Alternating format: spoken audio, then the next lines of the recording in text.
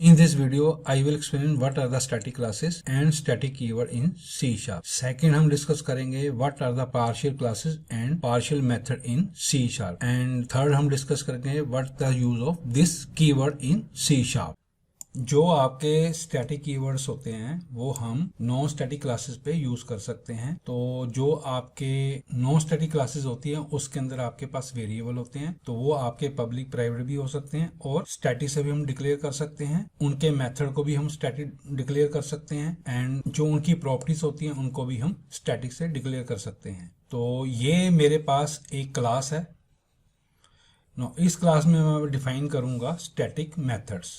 तो यहाँ पे मैं सबसे पहले पब्लिक स्टैटिक इंट एज, ये मेरा स्टैटिक वेरिएबल हो गया। मैं एक अनदर वेरिएबल डिफाइन कर रहा हूँ पब्लिक स्ट्रिंग लोकेशन। अब मैं डिफाइन कर रहा हूँ public static wide student info, और यहाँ पे मैं इसको कॉपी मार लेता हूँ। आईडी की जगह मैं रिप्लेस कर देता हूँ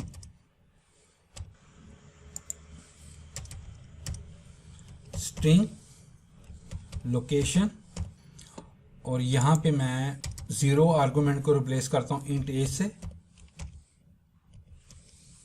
और जो ये है इसको नाउ जो आपकी स्टूडेंट क्लास है ये आपकी नॉन स्टैटिक क्लास है। नॉन स्टैटिक क्लास के अंदर आपके पास जो डाटा मेंबर्स होंगे वो पब्लिक प्राइवेट भी हो सकते हैं, उसके अंदर कंस्ट्रक्टर भी हो सकता है, उसके अंदर नॉन स्टैटिक मेथड भी हो सकता है, उसके अंदर स्टैटिक मेंबर भी हो सकते हैं और स्टैटिक फंक्शन भी हो सकता है। जो आपके नॉन स्टैटिक मेंबर होंगे वो आपके एक्सेसिबल होंगे न्यू कीवर्ड से जब हम कोई इंस्टेंस क्लास का बनाते हैं, but not in the case of static member. Static member जब हम यूज करते हैं तो वो एक्सेसिबल होंगे क्लास नेम के थ्रू। तो अगर हमने किसी भी वेरिएबल को असेस करना है या उसके मेथड को असेस करना है या प्रॉपर्टी को असेस करना है तब हम यूज करेंगे student class name dot int age string location student dot student info. हम इसके थ्रू उसको असेस कर सकते हैं। यहाँ पे हमें उसका ऑब्जेक्ट न्यू कीवर्ड से बनाने की जरूरत नहीं है। नाउ अगर मैंने नॉन स्टैटिक वेरिएबल को यूज करना है या उसके मेथड को यूज करना है तो मेरे को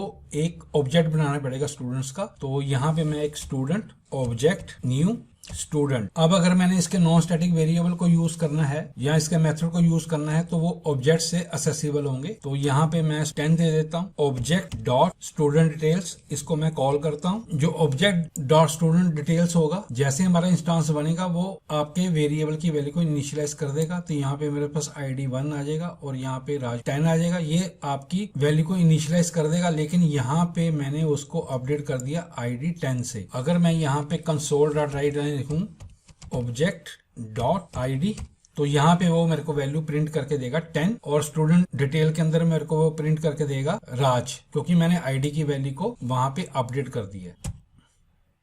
तो इसने मेरे को यहाँ पे ID 10 दे दिया। इंट ID के अंदर उसने 10 स्टोर कर दिया, नेम राज दे दिया। नो अब मैं असेस करना चाहता हूँ नॉन स्टैटिक वेरिएबल्स को, जो आपके ये वेरिएबल्स हैं और ये मेथड है। अगर मैंने स्टैटिक वेरिएबल को और स्टैटिक मेथड को असेस करना है तो मेरे को उसके ऑब्जेक्ट बनाने की जरूरत नहीं है, वो क्लास नेम के थ्रू ही असेसिबल होंगे। अगर मैंने स्टैटिक वेरिएबल की वैल्यू को असाइन करना है या मैंने उसकी वैल्यू को अपडेट करना है तो then we use student dot, जो आपका स्टैटिक वेरिएबल होगा उसका नाम देना पड़ेगा।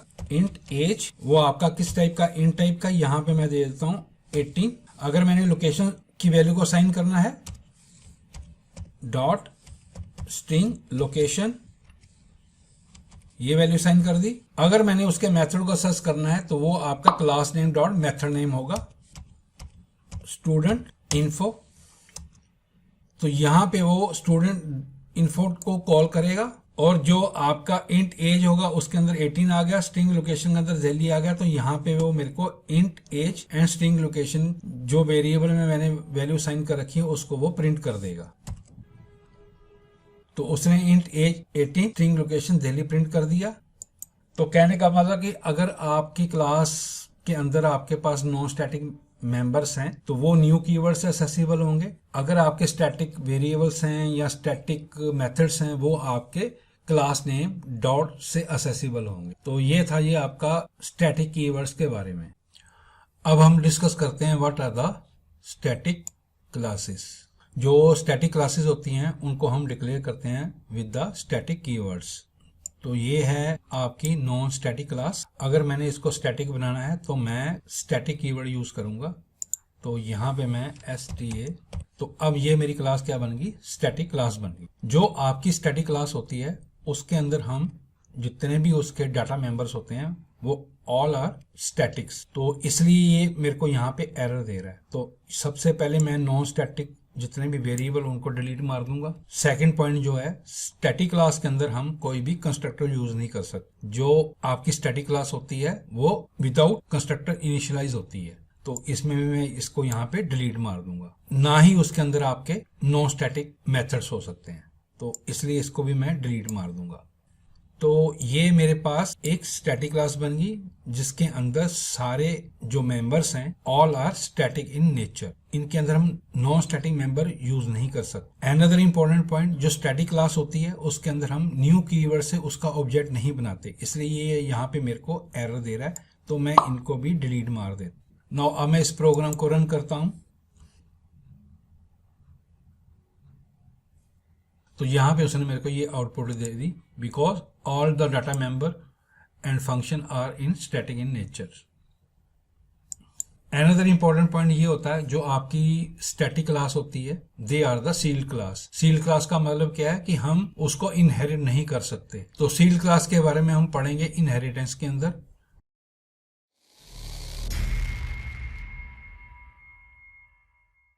नो अब हम डिस्कस करते हैं what are the partial classes and partial methods. जो पार्शियल कीवर्ड होता है वो आपका क्लासेस पे यूज कर सकते हैं, स्ट्रक्चर पे यूज कर सकते हैं, इंटरफेस पे यूज कर सकते हैं और मेथड्स पे यूज कर सकते हैं। तो पार्शियल क्लासेस हम कहाँ यूज करते हैं, सपोज करो हम किसी लार्ज प्रोजेक्ट पे काम कर रहे हैं और उसके अंदर कोई क्लास है और वो क्लास पे मल्टीपल यूजर ने काम करना है, तब हम पार्शियल कीवर्ड से उस क्लास को पार्शियली बनाते हैं। तो क्लास को मैं डिफरेंट फाइल में डिफाइन एंड डिक्लेयर कर देता हूँ। नाउ अब मैं दो क्लास फाइल्स बनाता हूँ। तो सॉल्यूशन एक्सप्लोरर पे जाएंगे, यहाँ पे क्लास एंड ऑब्जेक्ट पे राइट क्लिक करो और ऐड पे जाए। ऐड पे जाके आप फिर क्लास पे क्लिक कर दें और ये वाला टेम्पलेट सेलेक्ट कर लें। क्लास 1 बना लेता हूँ और मैं एक सेकंड क्लास लेता हूँ। फिर ऐड पे जाएं, क्लास पे क्लिक करें और इस क्लास टेम्पलेट को यूज कर लें एंड क्लास 2 बना लें। तो अब मैं पार्शियल क्लास बनाने जा रहा हूँ। तो जो क्लास 2 है इसका नाम रख दें आप स्टूडेंट और इसको हम कर देते हैं पब्लिक पार्शियल।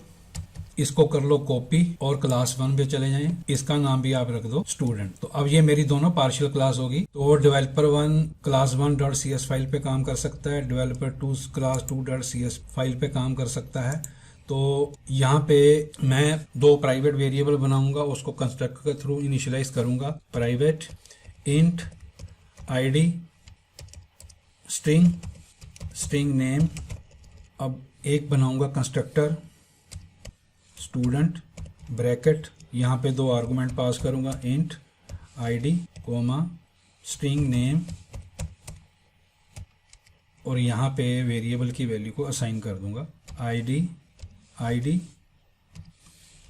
String name. अब सेकंड यूजर इस पे काम कर रहा है, वो यहाँ पे एक फंक्शन बना रहा है पब्लिक वाइड स्टूडेंट डिटेल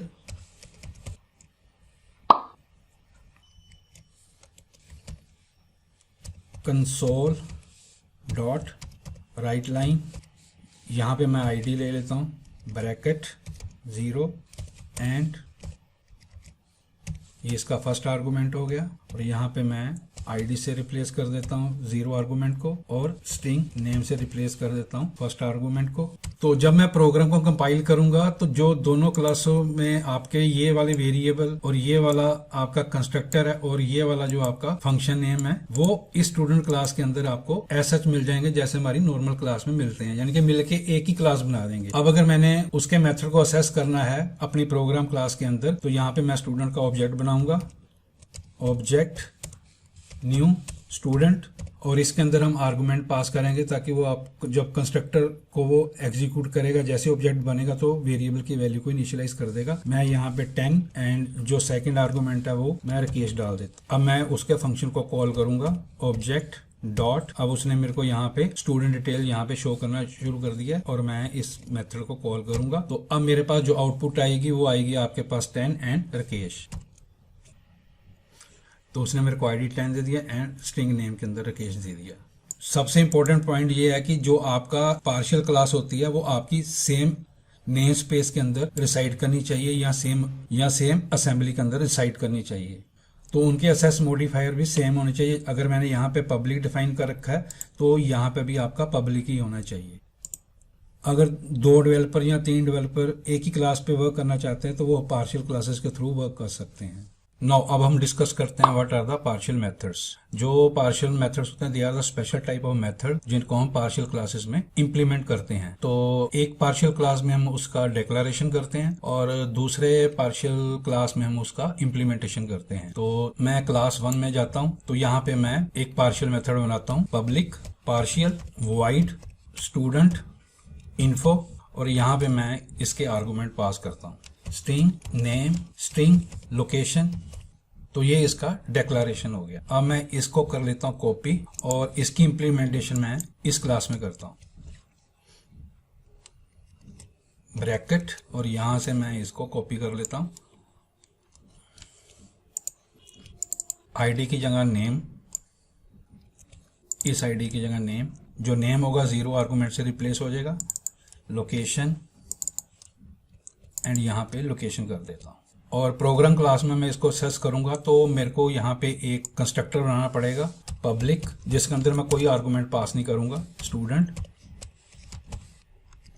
इसके अंदर मैं किसी को वैल्यू असाइन नहीं करता, जस्ट उसको क्रिएट करने के लिए ही बनाऊंगा। अब हम चले जाते हैं प्रोग्राम के अंदर। तो यहाँ पे मैं एक ऑब्जेक्ट बनाऊंगा student, object 1 new student, object 1 dot student info, और यहाँ पे मैं वैल्यू पास कर दूंगा राज, और यहाँ पे पास कर दूंगा लोकेशन दिल्ली।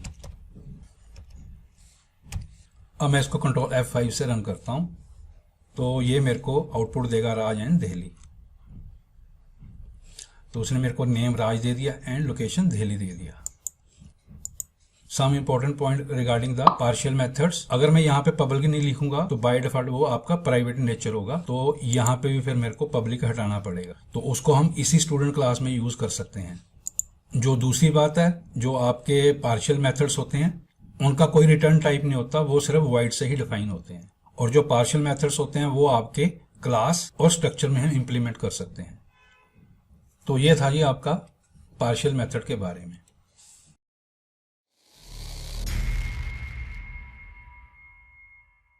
अब हम डिस्कस करते हैं what is the this keyword in A class. जो दिस कीवर्ड होता है वो आपके क्लास के वेरिएबल और जो पैरामीटर उसको डिस्टिंग्विश करने के लिए हम यूज करते हैं। स्टूडेंट क्लास बना रखी है तो ये आपके क्या हो गए, क्लास के वेरिएबल हो गए, बट पैरामीटर नेम भी सेम है। तो फिर इनको हम दिस डॉट आईडी और यहाँ पे parameter name, this dot class variable name. तो जो दिस कीवर्ड से हम रिप्रेजेंट करेंगे वो रिप्रेजेंट करेगा हमारी क्लास के वेरिएबल्स को। तो ये एक आपका मेथड है। अब असाइन कर दी हमने वैल्यू आईडी को जो आपके क्लास के वेरिएबल है, तो यहाँ पे हम लिखेंगे दिस डॉट आईडी, ये आपका क्लास का वेरिएबल हो गया। दिस डॉट नेम, ये आपका क्लास का वेरिएबल हो गया। अब अगर मैं इसका ऑब्जेक्ट बनाऊंगा स्टूडेंट, ऑब्जेक्ट न्यू स्टूडेंट, और जैसे मैंने इसका ऑब्जेक्ट बनाया तो कंस्ट्रक्टर एग्जीक्यूट होगा। यहाँ पे मैंने वैल्यू दे दी 10 और यहाँ पे मैंने दे दिया नाम राकेश। तो ये मेरे को क्या आउटपुट देगा, आईडी के अंदर 10 आ जाएगा, नेम के अंदर राकेश आ जाएगा। और यहाँ पे मैं उसका मेथड कॉल करता हूँ गेट स्टूडेंट डिटेल्स। तो आईडी में मेरे पास 10 आ जाएगा और नेम में मेरे पास राकेश आ जाएगा। तो उसने आईडी 10 दे दिया, नेम राकेश दे दिया। नाउ यूजिंग दिस कीवर्ड मैं इस क्लास का इंस्टांस भी सेंड कर सकता हूं किसी दूसरे मेथड में। तो उसको समझाने के लिए मैं यहाँ पे एक ले लेता हूँ पब्लिक डबल मार्क्स, वो मैं डिफाइन कर देता हूँ 519, और सेकंड ले लेता हूँ टोटल मार्क्स, ये मैं डिफाइन कर देता हूँ 600। अब मैं एक और क्लास बनाता हूँ। अब इसके अंदर बनाता हूँ एक स्टैटिक क्लास जो मेरे को परसेंटेज रिटर्न करेगी। Public static double get marks, यहां पे मैं ले लेता हूं ऑब्जेक्ट। ऑब्जेक्ट किसका होगा, हमारे पास स्टूडेंट का ऑब्जेक्ट। यहां पे मैं इसको कर देता हूं बंद। तो डबल परसेंटेज, जो रिटर्न टाइप वो हमारा क्या है, डबल है।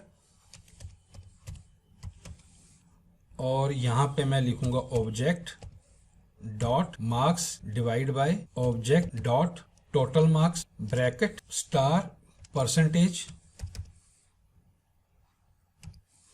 एंड यहां पे लिखूंगा रिटर्न, वो मेरे को परसेंटेज रिटर्न कर रहा है। और इस क्लास को बना देता हूं मैं पब्लिक। तो अब इस मेथड को मैं कॉल करूंगा इसके अंदर। नाउ यहां पे मैं तो यहां पे लिखूंगा मार्क्स डॉट गेट मार्क्स और इसके अंदर पास करूंगा दिस। तो ये स्टूडेंट क्लास का इंस्टांस यहां पे वो सेंड कर देगा और इसको कर देता हूं मैं बंद। तो वो इस मेथड को कॉल करेगा, वो मेरे को उसकी परसेंटेज रिटर्न कर देगा। अब मैं इस गेट स्टूडेंट डिटेल को दोबारा कॉल करता हूं तो इसने मेरे को दे दी परसेंट 86.5। तो हम दिस कीवर्ड से क्लास का इंस्टांस दूसरी, तो for this keyword we can also send the instance for the class. तो ये था जी आपका दिस कीवर्ड के बारे में। अनदर इंपॉर्टेंट पॉइंट जो दिस का है वो आपके स्टैटिक वेरिएबल और स्टैटिक क्लास पे एप्लीकेबल नहीं होता।